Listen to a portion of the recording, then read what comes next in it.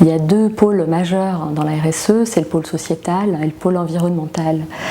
Nous, on a comme logo le papillon. Les 4 branches du papillon pourraient être les 4 branches de nos piliers RSE. Donc il y a le people, planète, éthique et consumer.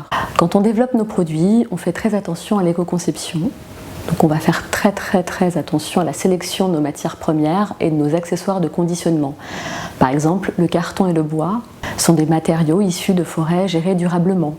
On va aussi faire attention à la sélection de certains articles de conditionnement comme le verre ou le carton qu'on peut aisément expliquer en recyclage pour nos consommateurs. L'approche PLV a été aussi un enjeu majeur. On est passé du carton au bois. Le bois était un vrai enjeu et un challenge pour nos distributeurs. Le bois est également issu de forêts gérées durablement. Et il répond vraiment aux besoins de la distribution d'aujourd'hui. Les emballages ont aussi été pensés pour mettre en valeur la formule avant tout.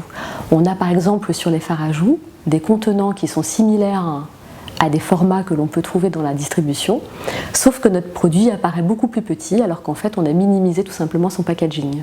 Au niveau environnemental, on a décidé depuis la création de la société de soutenir le 1% pour la planète qui consiste à reverser 1% de notre chiffre d'affaires annuel à différentes associations.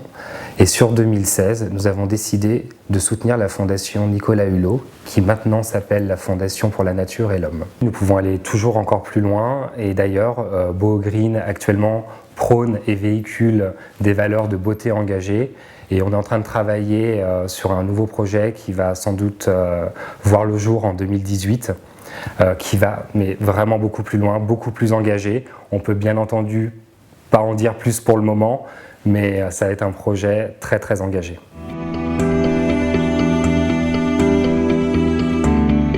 La philosophie de BoGreen, c'est de concilier l'effort de la recherche de rentabilité avec la mise en place d'actions concrètes, respectueuses de l'homme, de l'humain, respectueuses de l'environnement et de la nature. Et on peut prouver qu'il y a un véritable retour sur investissement sur l'ensemble des décisions qu'on a pu prendre en matière de RSE. La croissance responsable fonctionne et continuera de fonctionner parce qu'il y a de nombreux entrepreneurs qui s'investissent dans cette notion qui est extrêmement complexe. Il y a beaucoup de gens qui travaillent, un dirigeant n'est pas seul, et ça c'est très important aussi de le signifier. Les parties prenantes aussi sont des soutiens majeurs et massifs.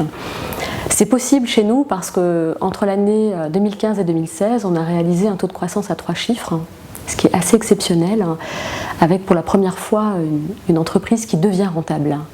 La preuve qu'on peut concilier le people, la planète et le profit. Le message que j'ai envie de faire passer, c'est de montrer qu'il est possible d'avoir une croissance responsable, respectueuse de l'environnement, respectueuse des humains, avec une certaine éthique dans les affaires, tout en ayant une rentabilité au rendez-vous.